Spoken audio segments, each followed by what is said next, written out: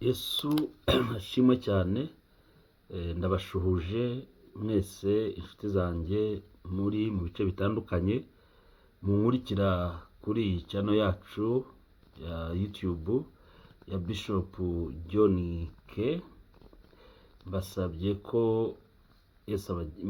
ko mwankora subscribe abankurikira bose mugakora na share ku bandi bantu kugira ngo tujye dukomeza kubana buri munsi. Shalom. Yesu abahe umugisha kandi akomeze kubagirira neza mu izina rya Yesu. Tugiye ganira ijambo ry'Imana nkuko dusanzwe turiganiraho, kandi nzi ko ijambo ry'Imana ari imbaraga z'Imana. Ijambo ry'Imana niryo buzima, niryo ritanga icyerekezo cy'ubuzima bwacu.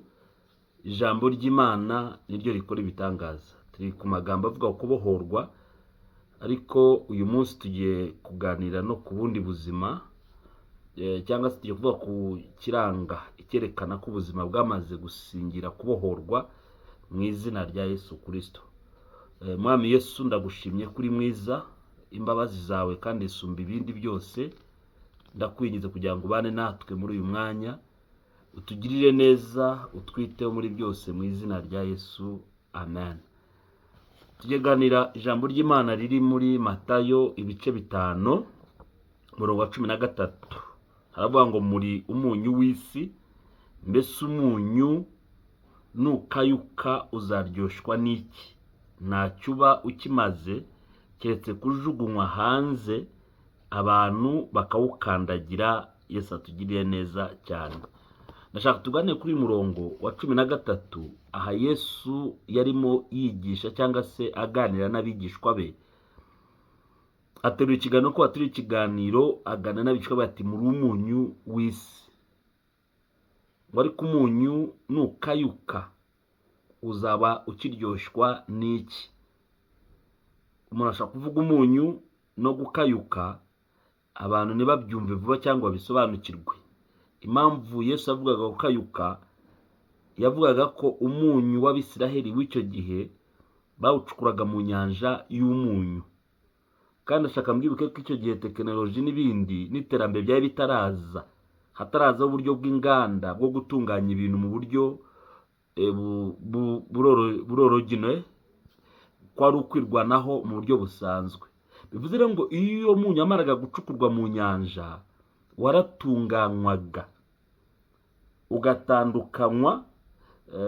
ugatandukanywa n'ibindi bintu mbese by'umwanda.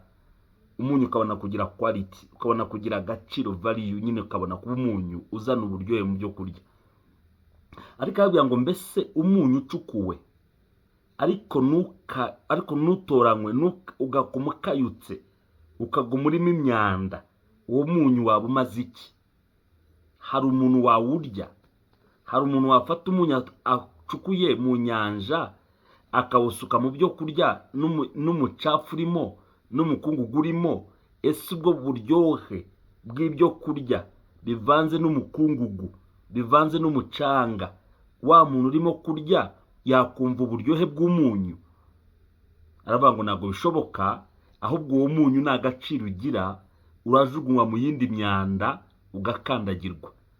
Aha ndimo ndibaza, ese twebwe nk'abizera bizera Kristo, igihe twizeye Kristo mu bugingo bwacu cyangwa muri twe hakirimo ubucafu, hakirimo ibindi bintu, donc hakirimo indi migenzo n'imiterere ya kamere, twabasha gutanga umusaruro mu isi?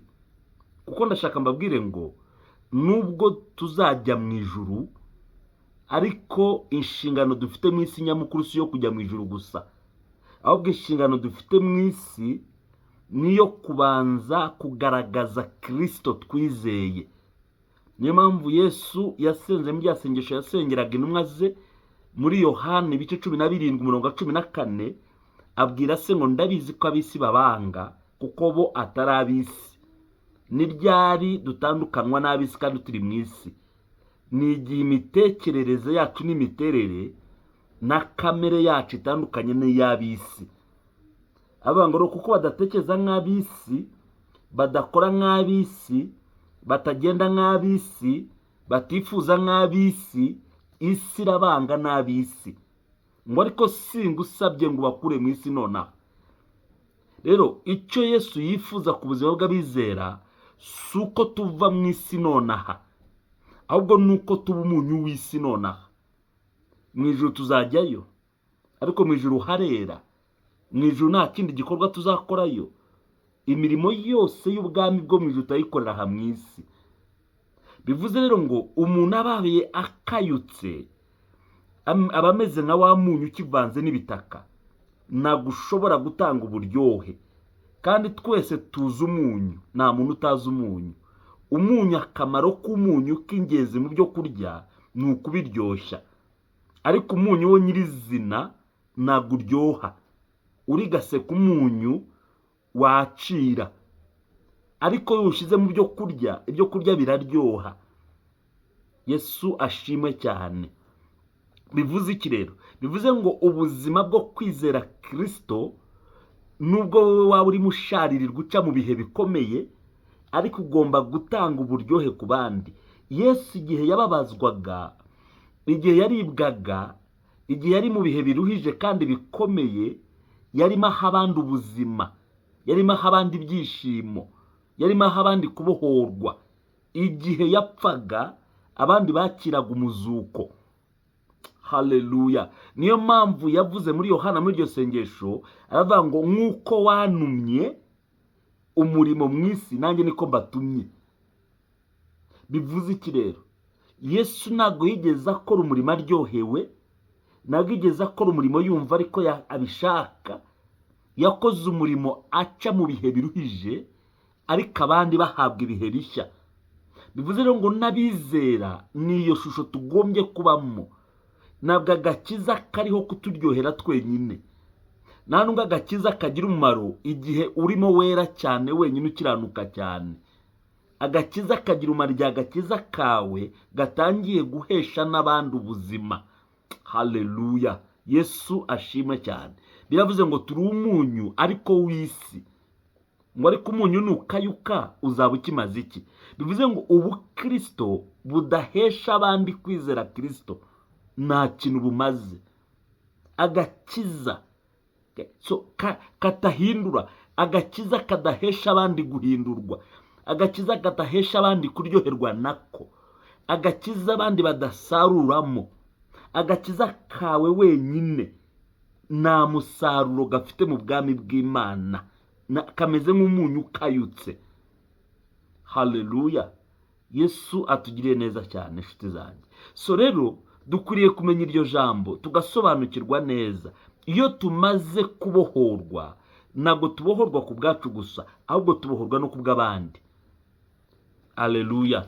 Reka dusome Matayo, Mariko 9 murongo wa 50, wumve icyo Bible ivuga.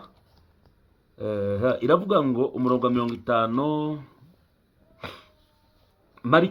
ubutumwa bwiza bwanditswe na Mariko ibice 9 umurongo wa 50, avuga ngo umunyu ni mwiza, ariko umunyu iyo ukayutse mwawuryohesha iki? Reka tugeranye uyu munyu n'agakiza.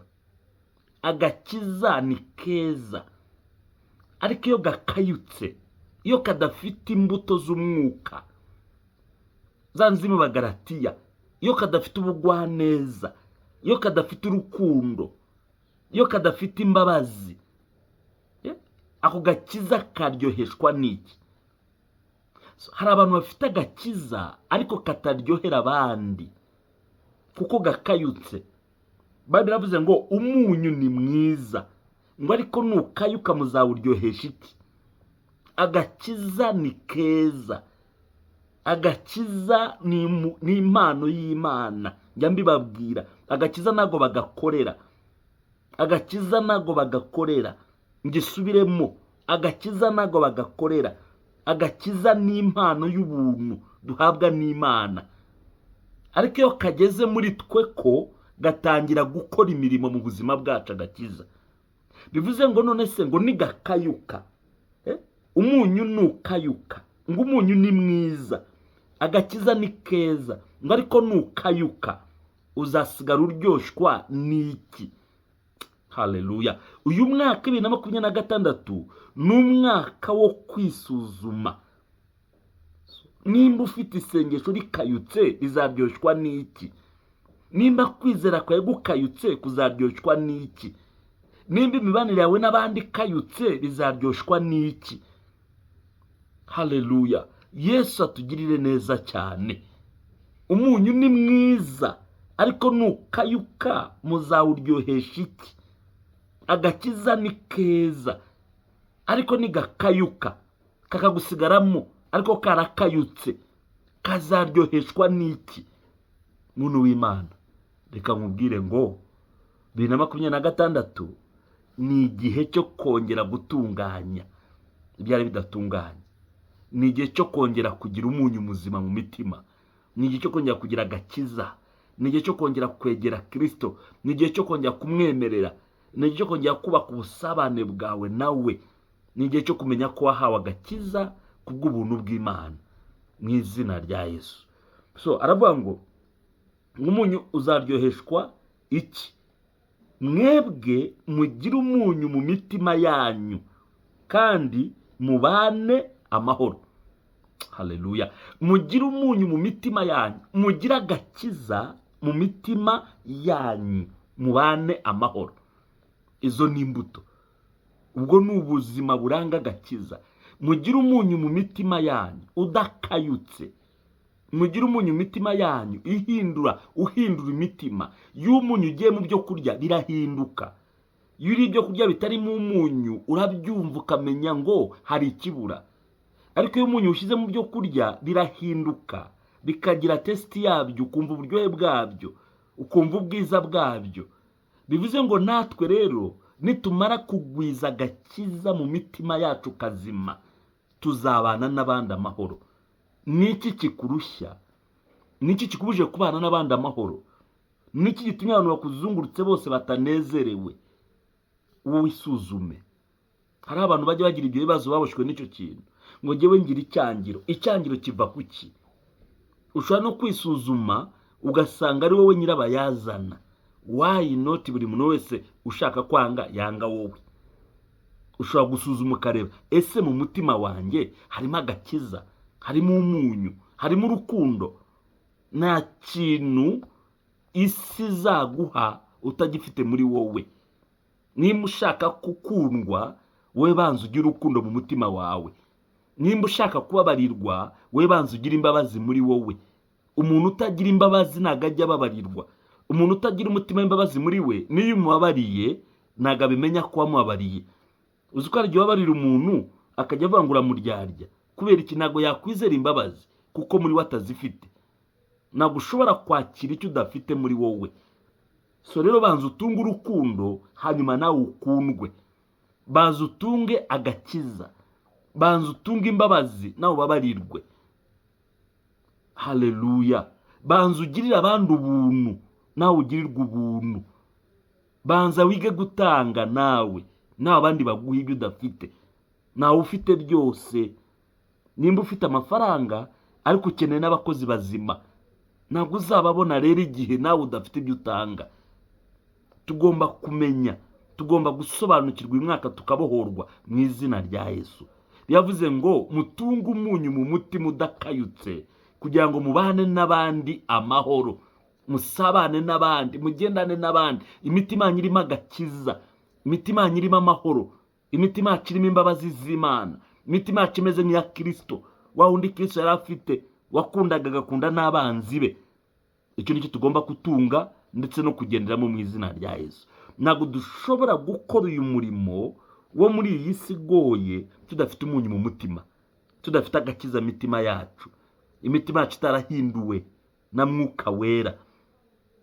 Nitumara guhindurwa rero nibwo tuzamenya icyo Yesu adushakaho. Nta kindi Yesu agushakaho rero. Ntabwo Yesu agushakaho kujya mu ijuru. Ijuru azariguha. Ijuru ni iryawe. Kristo niwe nzira n'ukuri n'ubugingo. Munyumve, nimba warizeye Kristo, ijuru ufite passport ijyayo.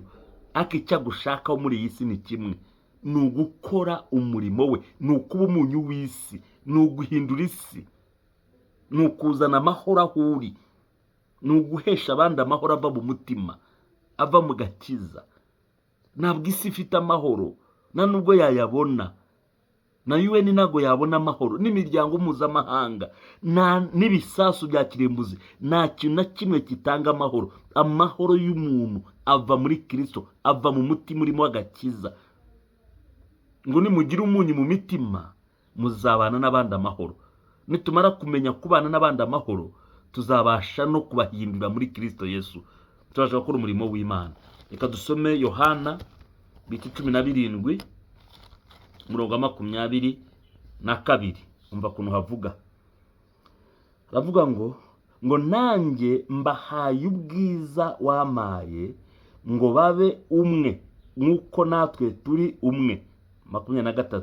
Jyewe mbe muri bo, nawe ube muri jye, ngo babe umwe rwose, ngo ab'isi bamenye ko ari wowe wantumye, ukabakunda nk'uko wankunze. Amen. So bivuze iki? Ngo impamvu tugomba kugira umunyu mu mitima, impamvu tugomba kuba umunyu w'isi, impamvu tugomba kugira agakiza no guhesha abandi amahoro, nuko twebwe igihe twizeye Kristo, tukaba turi muri iyi si, turiho gupresentinga Kristo. Ntabwo twebwe turiho gupresentinga ubuzima bwacu, ntabwo turiho kugaragaza ubutunzi bwacu, ntabwo turiho kugaragaza icyubahiro cyacu n'abo turibo n'imiryango, turiho kugaragaza Kristo. Aravuze ngo babe umwe nk'uko ndi umwe nawe, berekane ko wantumye. Bivuze ngo umurimo w'Imana yakoreye muri Kristo ugomba gusigara ugaragarira mu bizera Kristo. Niyo nshingano dufite muri iyi si, nicyo tugomba gukora kugira ngo turame, tubone umugisha, tubone buri kimwe cyose. Naye ni inshingano tugomba gukora. Icyo tugomba gukora ni kimwe, nuko dukora umurimo wa Kristo, nuko tuba umunyu w'isi, kugira ngo reka mbabwire kino kizakuzana no kurama. Kandi reka mbabwire, ntabwo turiho gupfa, ko Bibiliya avuga ngo Yesu azaza hari abasinziriye, hari n'abakiri bazima bazahindurwa.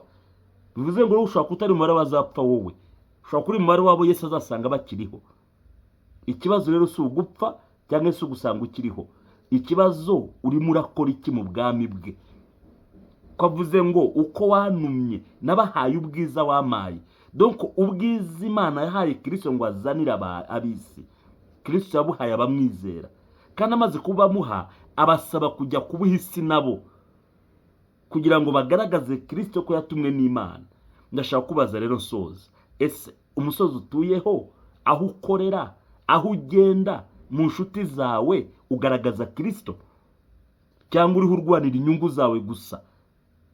Ibi byose tuzabisiga, ibi byose bizarangira. Ariko Pawulo yavuze ngo nubwo ameze nk'ibisukwa ku gicaniro, ngo iby'intambara nziza yarwanye zo kwizera, ngo azambika ikamba ryabyo. Byose bizashira, ariko ngo abahinduye benshi kuri Kristo cyangwa mu kwizera bazakamwa inyenyeri. Ujye ubyibuka ko ntabwo uzakamwa inyenyeri kuko ufite miliyari kuri konti 5. Ntabwo uzacishwa n'inyenyeri kuko urara mu itaje. Ntabwo uzacishwa n'inyenyeri kuko utunze V8. Nabyo ni byiza kubigira by the way, ariko se birapresentinga izina rya Yesu. Icyo ko ariyo mpamvu uri mu isi warizeye.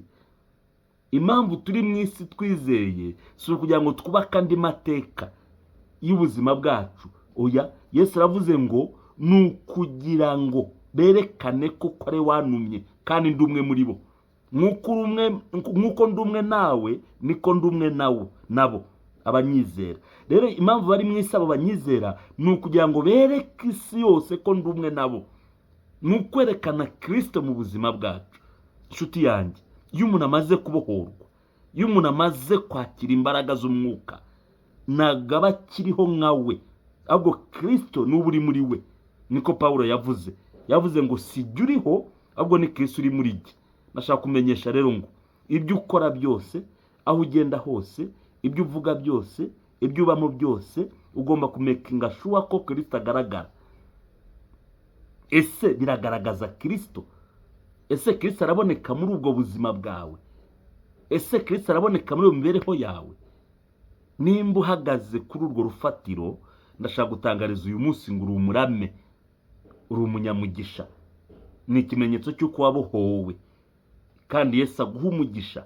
Uyu mwaka wa 2026 ndagusengera ngo uhinduke umunyu w'isi, agakiza kawe kagirira abandi umumaro. Nabwiye ngo umunyu ntago wiryohera ubwawo, ahubwo uryoshya ibyo kurya bawushyizemo.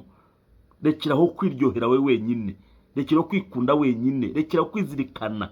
Gira abandi bantu batangira kugira uburyohe ku bwawe. Gira abandi bantu batangira guhesha amahoro yo mu mutima nk'ayo Yesu yaguhaye. Aho uri hose naho uhagaze, Yesu aguha umugisha mu izina rya Yesu. Ndaguhamagarira gusa na Kristo. Yesu ashimwe cyane. Yavuze nk'uko ndumwe nawe niko ndumwe nabo, ngo kandi impamvu bahari ngo ubwiza wamaye, avuze ngo ubwiza wamaye 22 ngo nanjye narabahaye, ngo uko turi umwe niko ndumwe nabo, ngo kugira ngo berekane ko ari wanumye. Umva impamvu uriho, umva impamvu ya 2026 ni ukugira ngo werekane Kristo ko yatumwe n'Imana mu isi, mu bikorwa byawe byose, mu buzima bwawe bwose, mu izina rya Yesu. Icyo nugikora 2026 yambukana umugisha. Yesu aguha umugisha kandi abagire neza. Mwarakoze kunkurikirana.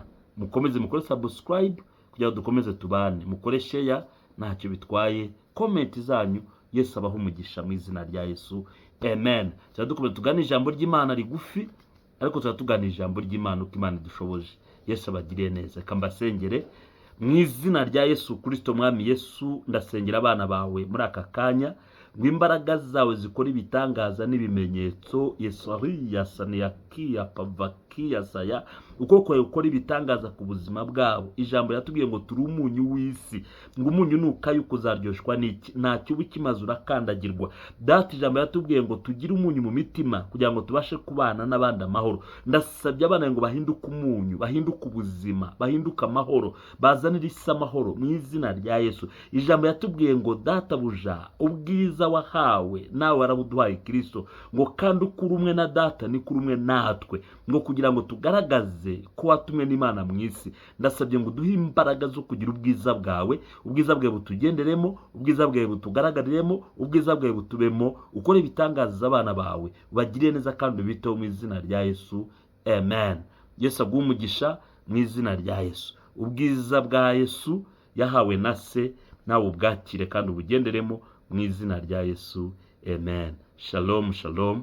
Amahoro y'Imana akomeze kubana namwe mu izina rya Yesu. Amen. Yesu abaha umugisha.